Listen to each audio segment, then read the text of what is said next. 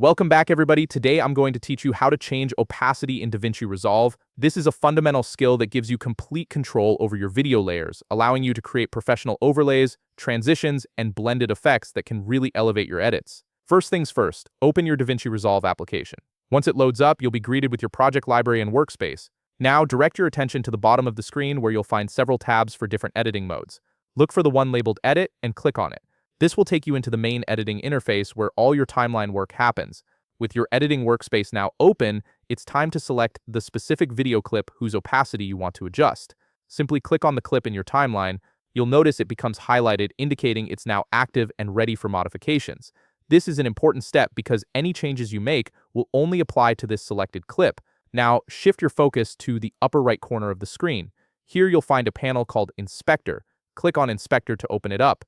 This panel is essentially your control center for all the properties and settings related to your selected clip, from basic transforms to advanced color corrections. Inside the Inspector panel, you'll see several tabs at the top. Click on the tab labeled Video. This section contains all the visual properties you can manipulate for your clip, including position, rotation, scaling, and of course, opacity settings. Next, within the Video tab, look for an option called Composite and click on it. The Composite section is where DaVinci Resolve houses all the blending and layering controls. This is where the magic happens when you want to mix multiple video layers or create transparent effects. And there it is. You'll now see a setting labeled Opacity. This is what controls how transparent or visible your video clip appears.